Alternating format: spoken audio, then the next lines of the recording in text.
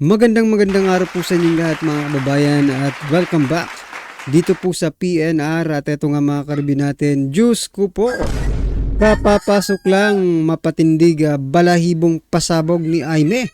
Nako, nabisto na, grabe pala ginawa ni former PRRD. Nako, yan mga kababayan ang ating alamin at bibigyan ng komento mula po ito kay Banat Kapanig TV. Nasa description po ang full video link ng video ito. Subscribe na po kayo. At eto nga mga kababayan, nasa thumbnail po natin, OMG, umami na. Hala, Diyos ko, si Aimee, nako. Senator Aimee Marcos nagsalita na. Ayan mga kababayan, patungkol po rin ng ating mga bibigyan ng komento. At ito pa nga, isisingit din natin itong may solusyon na mga kababayan, no? Pwede na nating masolusyonan pero kailangan po natin ng tulong mga kababayan ng mga taga Tacloban para mawala po hindi mawala, para matanggal or mawala sa pagiging speaker itong si Romualdez, no? Maya-maya at bigyan po natin ng reaction yan, no? At ito pa mga kababayan, meron po kong ipapakitang picture, nako, na talagang I think para sa akin and in my very own opinion, ito po ay sumasalamin sa ating bansa ngayon. Okay? Nagki-trending po ito ngayon sa social media. At ito na nga isa pa natin pag-uusapan ay si Senator Aimee Marcos. May inamin. Nako, ano kaya yan? So ito mga kabayan, simulan na po natin dito po kay Speaker Romualdez. Ano po ba yung sinasabi ko kanina? Ito po, tingnan, nag-file ng Certificate of Candidacy si House Speaker Martin Romualdez sa Tacloban. So yan mga kabayan, meron na pala tayong there is a way, no? Pwede na pala nating sibakin, no? Kasi kapag hindi naman nanalo ito bilang isang congressman, mawawala na po ang isang tambaluslos sa Kongreso. Hindi na po siya magiging speaker. Pero kailangan po natin ng tulong ng mga taga-Tacloban City. Nako, kailangan po natin silang gisingin. O kayo po bang mga taga-Tacloban City ay ano sa palagay nyo? Buboto pa ba ninyo itong si Speaker Romualdez bilang isang kongresista? Kasi kaming mga taga-ibang lugar ay hindi naman po pwedeng bumoto dyan. Kung pwede lang sana, no? Ay kung pwede lang bumoto kami dyan sa Tacloban City at ay buboto natin yung kalaban ni Romualdez. Para hindi na po ito maging Speaker of the House. Diba? Ganun lang naman yung kasimple mga kababayan. Kaya mga taga-Tacloban City, nasa inyong mga kamay ang susi, no? Para ipadlock ang kaban ng bayan. So ito mga kababayan, ito po yung sinasabi kong picture na kung saan sumasalamin sa ating bansa ngayon, no? Pilipinas sa bangag na republika. Ayan na. Ito si Abalos, I think si Kimbo ito, tapos ito si Abante, PBBM, First Lady. Itong isa, hindi ko kilala yung nandito sa taas ni First Lady, no? Romualdez, Speaker Romualdez, tapos si Congressman Sandro Marcos. Tingnan nyo, sagana po sila, no? Ito po yung budget ng taong bayan na sa table, no? Pero kung i-scroll pa natin pababa, ito po tayo mga kababayan, no? Ito po yung pondo sa pang-aayuda nila, pero porsyento lang po ang nakakarating dito, no? Sa taong bayan. Napakalaki po ng pondo, budget para sa pang-aayuda nila, pero pinitikan lang ng konti ang taong bayan. Titingnan nyo naman yung pagkain ng taong bayan. Yan po yung mga inaayuda nila. Akala nyo siguro malaki na yung ibinibigay sa inyong 5,000, 5 kilos ng bigas. no? Ay hindi pa pala yan dapat.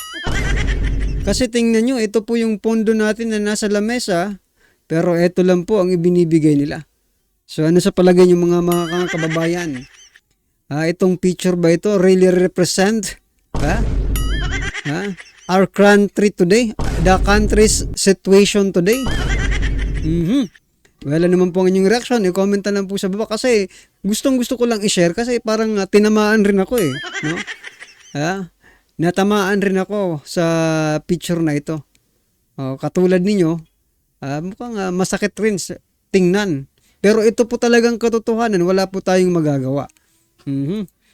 So ito na nga mga kababayan, Senator Amy Marcos nagsalita na. Teka, bebelta lang tayo.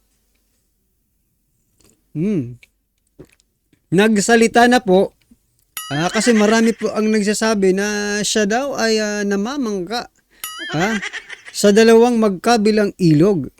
Pero iba po ang kanyang sinabi.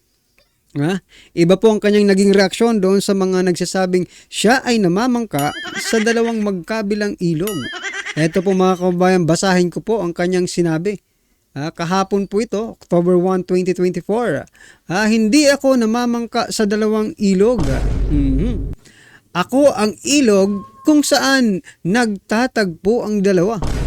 Nako, bale, siya po ang nasa gitna. May dalawang ilog, tapos siya ang nasa gitna mga kababayan. Yun ba yun? Hindi ako playing safe. Nako. Hindi ako kailanman naglaro at nagpaka-safe. Mahirap nga itong lugar natin, pero ito ang tama. So, nahihirapan pala si Senator Amy Marcos, no? Sa sitwasyon niya ngayon. Hindi pwedeng sukuan ang pag-asa. Hindi pwedeng sukuan ang pagkakaisa. Nako, mga kababayan, kung ang sinasabi mong, kung ang sinasabi po ni Senator Amy Marcos na pagkakaisa ay yung ginawa ni President Bongbong Marcos Jr. at ng kanyang mga alipores kay Vice President Sara Duterte, di bali na pong walang pagkakaisa. Diba? Di bali na pong walang pagkakaisa kung yung po ang gusto nyong tukuying pagkakaisa. Hindi raw pwede sukuan ng pag-asa. Di dapat sinabi mo yan dyan sa kapatid mo. Sinabi mo yan dyan sa ading mo. Diba? Teka lang, bibelta pa tayo. Kasi, itong statement na ito mga kababayan, no? Itong statement ni Senator Amy Marcos, ito po yung statement na, pambubudol po ito eh. Pambubudol at manggagamit ito. Panggagamit.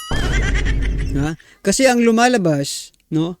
Gusto niyang paniwalain tayong mga DDS, mga Duterte supporters, no?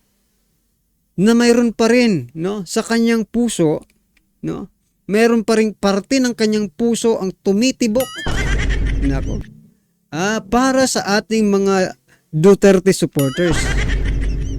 At siguro ko, yung kalahati ng kanyang puso ay tumitibok naman para doon sa kanyang kapatid. Nako, mahirap talaga ito mga kababayan. Magkakaroon ka ng psychological dilemma. Diba? Mahirap to. Mahirap pagdedesisyonan. Pero kung talagang para ka sa bayan, Senator Amy Marcos, no? Nakikita mong na ikaw mismo, yung experience, no? Na hindi talaga maganda. May hindi magandang nangyayari sa gobyernong ito. Yeah? You know that. Kapatid ka eh. Diba?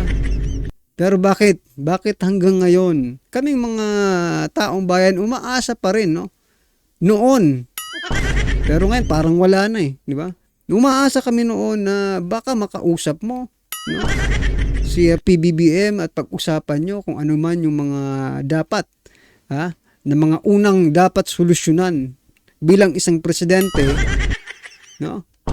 Pero wala eh. Nawala po yung pag-asang yon simula ng, di ba? Binira nyo ng binira si BP Sara. Well, anyway mga kababayan, ano man po ang inyong reaction dyan, i-comment nyo na lang po. Kung kayo po ay naniniwala na hanggang ngayon, na si Senator Amy Marcos ay isa pa ring manggagamit, mambubudol, Congratulations po kasi kayo po ay nagising na, no? Kayo po ay gising na at nakikinig na. Hindi na po kayo bingi at hindi na po kayo bulag, okay? Alright mga kababayan, eto pakinggan at bigyan natin ng reaksyon ang video ito. Eto na po. Ito ang breaking news ngayon. Viral ngayon sa mundo ng social media. Good news mga kababayan. Finally, ito na ang pinakaantay ng lahat, lalong-lalo na ang mga taga Mindanao. Pinakamahabang tulay sa Mindanao, nakasama sa Belt program noon ng dating Pangulong Rodrigo Roa Duterte, opisyal na binuksan sa publiko. Pero bago tayo magpatuloy mga kapanig, kung bago ka pa lamang sa aming channel, ay huwag kalimutang mag-like, share, subscribe at i-click ang notification bell para mas maging updated ka pa lalo sa lahat pa ng mga bagong videos na i-upload namin. At yun na nga mga kapanig, isang magandang balita, isa sa pinakamalaking tulay sa Mindanao. So yan mga kababayan, ang ganda pala nitong tulay na to, no? Kung diyan ka dadaan, parang, for example, marami kang problema, di ba? Mukhang mamawala ng panandalian yung problema mo kapag dito ka dumaan sa tulay na to. Kasi napakaganda naman pala.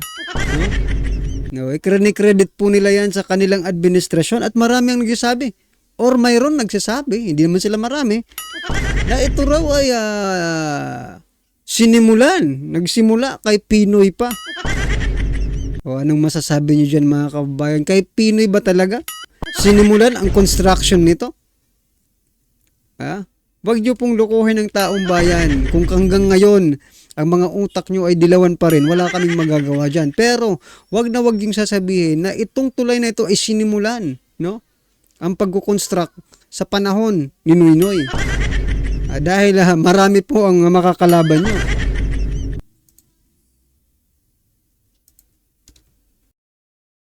Nakasama noon sa Belt program ng dating Pangulo Rodrigo Roa Duterte, opisyal ng binuksan sa publiko. Hindi lamang ang residente ng Tubod, Lanao del Norte ang makikinabang sa Panguil Bridge na itinuturing na pinakamalaking tulay sa Mindanao, kundi pati na rin ang mga investors. Ang nasabing tulay ay magdudugtong sa probinsya ng Lanao del Norte at Misamis Occidental. Ito'y 3.7 km sea crossing bridge at naturingang pinakamahabang tulay sa Mindanao. Sa pagtatapos ng konstruksyon ng tulay na ito ay mapapadali ang biyahe mula sa dalawang probinsya na dati-rati ay umabot humigit kumulang 2 oras. Ngayon ay 7 minuto na lamang. Sa binigay na datos ng DPWH, umabot ng humigit kumulang 8 bilyong piso ang halaga ng konstruksyon ng nasabing pinakamahabang tulay sa Mindanao. At dahil dito, inaasahan naman ang mabilisang paglago ng ekonomiya ng dalawang probinsya at mga karatig bayan. Dahil sa Panguil Bridge, maiibsan na ang bagal ng transaksyon sa lahat ng industriya, lalong-lalo na pagdating sa pangunahing lugar.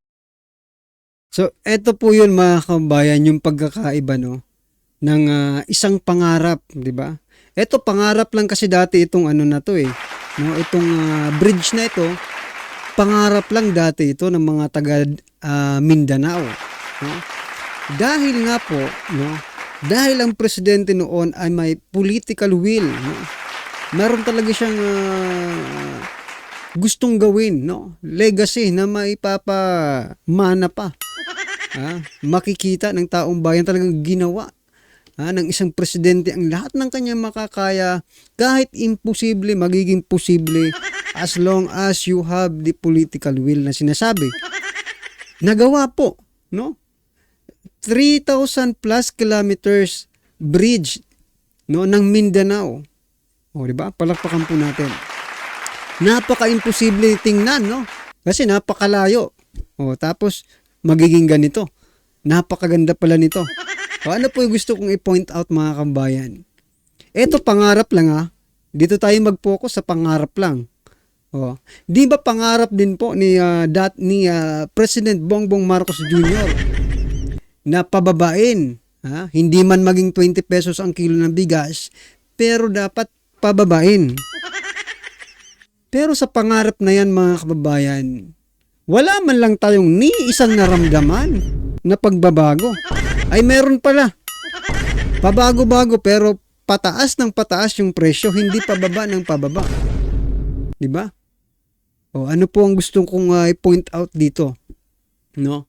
There is no such political will ha? Dito sa administrasyong ito. Biruin mo, itong imposibleng bridge na ito na ipagawa. Yung 20 pesos na kilo ng bigas, imposible ba yun? No? Hindi naman siguro doable. Sabi nga nila 'di ba nung nangangampanya pa sila, it is very doable. Pero walang hiya, hanggang ngayon umaasa pa rin yung taong bayan, no? Sige, mag-kalye survey, yung mga sa kalye survey nga. Hanggang ngayon umaasa pa rin po ang ating mga kababayan sa 20 pesos na kilo ng bigas. Yan po ang totoo. Imposible ba? Bakit mo pinangarap kung imposible? Ito ang bridge, pinangarap kahit imposible, naging posible. Yung pangarap nyo, bigas. Di ba? Imposible rin, pero napaka-posible kasi sabi nyo, doable Lokal na produkto ng magkabilaang probinsya kung ating matatandaan noong November 29, 2018. Pinangunahan ng dating Pangulo na si Rodrigo Roa Duterte ang groundbreaking ceremony ng Panguil Bay Bridge Project. Ayon pa sa yan yan mga kababayan, yan po ang resibo. Ito groundbreaking, si PRRD. Doon sa sa inatendan ni PBBM. Ano na yun ribbon cutting na yun, hindi po yung groundbreaking. Kaya hindi nyo po pwedeng sabihin sa taong bayan na sa inyong administrasyon po ginawa ang bridge na ito. Dahil mananagot po kayo, may resibo po ang mga taong bayan. nilabas na balita noon ng DPWH, and I quote, President Duterte leads groundbreaking of 3-kilometer bridge project across Panguil Bay in northern Mindanao. President Rodrigo Roa Duterte lead the groundbreaking ceremony for the construction of 3.77 kilometers Panguil Bay Bridge project of the Department of Public Works and Highways DPWH, connecting Tangub City, Misamis Occidental and Tubod, Lanao del Norte across Panguil Bay and northern Mindanao, with the President at capsule laying ceremony held Wednesday, November 28, 2019 in Tubod, Lanao del Norte. DPWH Secretary Mark A. Villar, Korean Ambassador to the Philippines Hang Dongman, DPWH Undersecretary Emelki Sadain, Lanao del Norte Governor Imelda Cuenranza, Dimapuro, Lanao del Norte 2nd District Representative Abdullah Dimapuro, Lanao del Norte 1st District Representative Muhammad Khalid Q. Dimapuro, Misamis Occidental Governor Herminia Romero, Misamis Occidental 2nd District Representative Henry S. Waminal, Tubod, Lanao del Norte Mayor Leonardo Bagol, and Project Director Sharif Madismo Hasim of DPWH Unified Projects Management Office Roads Management Cluster 2. The 7.35 billion pesos Panguil Bay Bridge project founded by a loan agreement between the Philippines government and Korean Export-Import Bank in line. So yan mga kabayan, ang bridge na palang ito ay funded ng foreign investor, di ba? Yung iba po nating mga big ticket project from PRRD, yung pina-stop po ni PBBM, no? Yun rin po ay mga foreign funded, no? Na mga project. Pero pina-stop po nila. Kaya ngayon nakatenga po ang ilan dyan. Hindi natin alam kung sa bagay, pag natapos ang termino nila, sigurado rin naman tayo na Duterte ang papalit sa kanila. Kaya okay lang. Sige, itenga nyo yan ng ilang taon pa. 4 na taon pa ba? Maghihintay po kami ng 4 na taon para yung mga big ticket projects, no, ng dating administrasyon ay maipagpatuloy. Nakakahiya naman po kasi sa inyo. Baka marami kayong maging ribbon cutting activities, di ba? Pag nagkatatapos na yan. Kaya wag nyo pong tapusin ngayon. Nakakahiya po sa inyo Marami kayong gagawing ribbon cutting activities, diba? Well, anyway mga kabayan, ano man po ang inyong reaksyon, opinion or kritisismo sa video ito ay comment lang po sa baba para at least alam po ng ating mga kabayan ang inyo pong opinion patungkol po dito. Right? Maraming salamat po.